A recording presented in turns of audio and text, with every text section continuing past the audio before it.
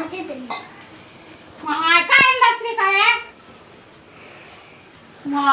कसला भाजीपाला आणते तुझी आजी? किती किती भाजीपाला वाटलाय त्या इथं खायला कोण नाही काय नाही. संपणा बी गेलाय का शेजाऱ्याला पाजाऱ्याला देऊन टाकू की काय? आधीच भूकंप होऊ लागले तर भूकंपाचे धक्के बी येऊ लागले तर एवढा मोठा असं काय एवढा मोठा भूकंप झालाय.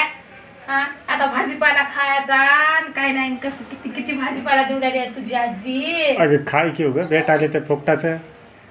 आहो किती खाऊ संपना गेला फ्रीज मधला संपतच नाही तर ती बाई दुसरा पाठीतच राहते.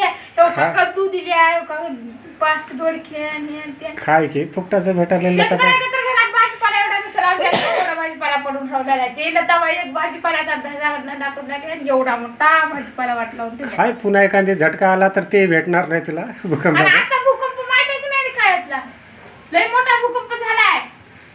हो का? मला तर बाई असं थरथर झालं.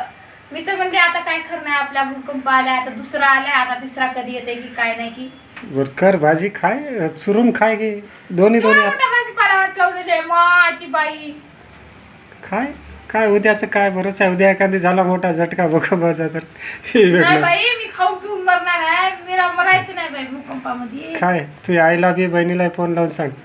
लावला होता माझ्या भावाने तर सकाळी फोन लावला का भूकंप झालाय म्हणला.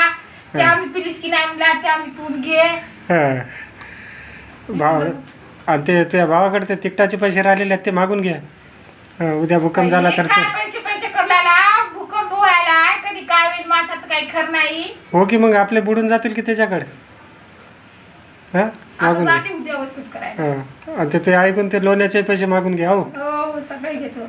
हो आणि ते मग राहिलेला हुंडाई घेऊन ये. हो म्हणले तर दादा म्हणले तर बाई ते हुंडा राहिलाय कधी येतेस घ्यायला म्हणले तर पटकन येणार तर भूकंप येवलाय काय भूकंपाच्या झटक्यामध्ये काय व्हायचं म्हणजे माझ्या दाजीला तर ते हुंडा करायचं.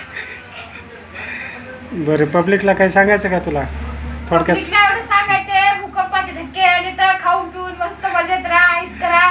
जास्त पैसा करू नका. कोणाचं देणं घेणं असं पैसा करू नका. काय नाही भूकंपाचा धक्का आला एक दिवस पैसा इथंच आपण त्याच्यासाठी खाऊन पिऊन मजेत राहा. बरं ठीक आहे.